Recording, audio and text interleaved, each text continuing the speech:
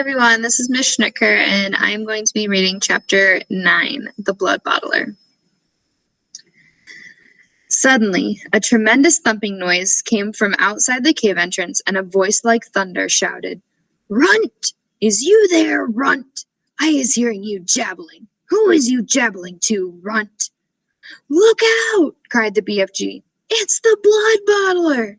But before he had finished speaking, the stone was rolled aside, and a 50-foot giant, more than twice as tall and wide as the BFG, came striding into the cave. He was naked except for a dirty little piece of cloth around his bottom. Sophie was on the tabletop. The enormous, partly eaten snozcumber was lying near her. She ducked behind it. The creature came clumping into the cave and stood towering over the BFG. "Who is you jabbling to in here just now?" he boomed. "I is jabbling to myself," the BFG answered. "Pilful fizz!" shouted the Bloodbottler. "Bugs wallop!" he boomed. "You was talking to a human being, that's what I is thinking." "No, no!" cried the BFG. "Yus, yus!" boomed the Bloodbottler. "I is guessing you has snitched away a human being and brought it back to your bunghole as a pet. So now I is winkling it out and guzzling it as extra snacks before my supper." The poor BFG was very nervous. "There's no one in here," he stammered. "Why don't you leave me alone?" The Bloodbottler pointed a finger as large as a tree trunk at the BFG. "Runty little scum screwer," he shouted. "Piffling little squish figgler, squimpy little bottlewort, prunty little pogs whistler. I is now going to search the primroses." He grabbed the BFG by the arm. "And you is going to help me do it. Us together is going to winkle out this tasteful little human being," he shouted. The BFG had intended to whisk Sophie off the table as soon as he got the chance and hide her behind his back. But now there was no hope of doing this. Sophie peered around the chewed-off end of the enormous snozcumber, watching the two giants as they moved away down the cave. The Bloodbottler was a gruesome sight. His skin was reddish pink.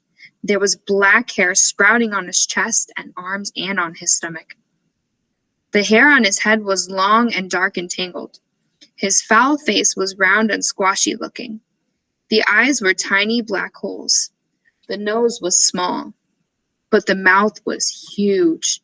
It spread right across the face, almost ear to ear, and it had lips that were like two gigantic purple frankfurters lying one on top of the other. Craggy yellow teeth stuck out between the two purple frankfurter lips, and rivers of spit ran down over the chin. It was not in the least difficult to believe that this ghastly brute ate men, women, and children every night. The Bloodbottler, still holding the BFG by the arm, was examining the rows and rows of bottles. "You and your pibbling bottles," he shouted. "What is you putting in them?" "Nothing that would interest you," the BFG answered. "You is only interested in guzzling human beings, and you is dotty as a dog's woggler," cried the Bloodbottler. Soon the Bloodbottler would be coming back, Sophie told herself, and he was bound to search the tabletop. But she couldn't possibly jump off the table. It was 12 feet high. She'd break a leg. The snozcumber, although it was as thick as a perambulator, was not going to hide her if the Bloodbottler picked it up. She examined the chewed-off end. It had large seeds in the middle, each one as big as a melon. They were embedded in soft, slimy stuff. Taking care to stay out of sight, Sophie reached forward, scooped away half a dozen of these seeds. This left a hole in the middle of the snozcumber, large enough for her to crouch in so long as she rolled herself up into a ball. She crawled into it. It was a wet and slimy hiding place, but what did that matter if it was going to save her from being eaten? The Bloodbottler and the BFG were coming back towards the table now. The BFG was nearly fainting with fear. Any moment, he was telling himself, Sophie would be discovered and eaten. The Bloodbottler and the BFG, oh, I already read that. Suddenly, the blood bottler grabbed the half-eaten Snozcumber. The BFG stared at the bare table. Sophie, where is you? He thought desperately. You cannot possibly be jumping off that high table. So where is you hiding, Sophie? So this is the filthing, rotsome glubbage you was eating, boomed the blood bottler, holding up the partly eaten Snozcumber. You must be cockles to be guzzling such rub squash. For a moment, the blood bottler seemed to have forgotten about his search for Sophie. The BFG decided to lead him further off the track. That is the scrumdiddlyumptious Snozcumber, he said. I is guzzling it gleefully every night and day. Is you never trying a Snozcumber, blood bottler? Human beans is juicier, the blood bottler said. You is talking Rami tot, the BFG said, growing braver by the second. He was thinking that if only he could get the blood bottler to take one bite of the repulsive vegetable, the sheer foulness of its flavor would send him bellowing out of the cave. I is happy to let you sample it, the BFG went on. But please, when you see how truly glumptious it is, do not be guzzling the whole thing. Leave me a little snitchet for my supper. The blood bottler stared suspiciously with small piggy eyes at the Snozcumber. Sophie, crouching inside the chewed-off end, began to tremble all over. You is not switch-fiddling me, is you? Said the blood bottler. Never, cried the BFG passionately. Take a bite, and I am positive you will be shouting out, oh, how scrumdiddlyumptious this wonder veg is. The BFG could see the greedy blood bottler's mouth beginning to water more than ever at the prospect of extra food. Vegetables is very good for you, he went on. It is not healthsome always to be eating meaty things. Just this once, the blood bottler said. I is going to taste these rotsome meats of yours, but I is warning you that if it is filthsome, I is smashing it over your sludgy little head. He picked up the Snozcumber. He began raising it on its long journey to his mouth, some 50 feet up in the air. Sophie wanted to scream, "Don't!" But that would have been an even more certain death. Crouching among the slimy seeds, she felt herself being lifted up and up and up. Suddenly, there was a crunch as the blood bottler bit a huge hunk off the end.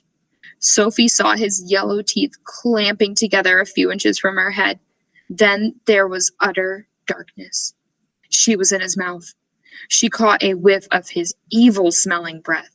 It stank of bad meat.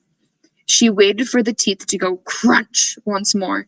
She prayed that she would be killed quickly. Ouch! Roared the blood bottler. Long belch! Eek! And then he spat. All of the great lumps of Snozcumber that were in his mouth, as well as Sophie herself, went shooting out across the cave. If Sophie had struck the stony wall of that cave, she would most certainly have been killed. Instead, she hit the soft folds of the BFG's black cloak hanging against the wall. She dropped to the ground, half stunned. She crawled under the hem of the cloak, and there she crouched. You little swine bugler, roared the blood bottler.